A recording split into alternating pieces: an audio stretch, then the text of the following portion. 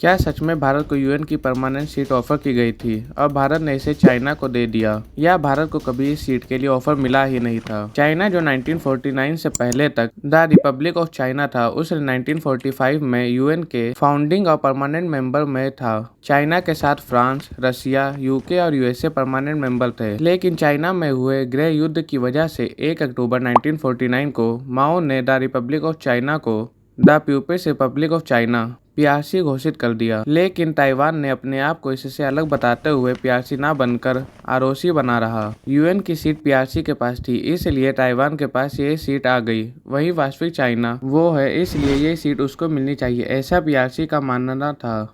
UN ने one China policy को स्वीकार कर लिया था, जिसका मतलब People's Republic of China China की वैलिड सरकार और ताइवान उसका अभिन्न अंग है। जो चाइना से संबंध रखना चाहते हैं उन्हें ताइवान से संबंध तोड़ना होगा।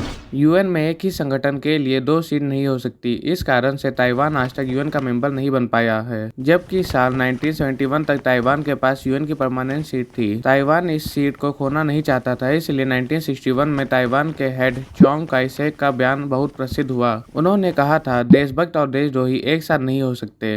अमेरिका भी ताइवान को सपोर्ट कर रहा था। इसी क्रम में अमेरिका ने भारत को यूएन ज्वाइन करने की इच्छा जताई थी, लेकिन ऐसा करना आसान नहीं था, क्योंकि चाइना और रशिया के बीच अच्छे संबंध थे। अगर ऐसा प्रावधान लाया जाता तो रशिया वीटो कर देता।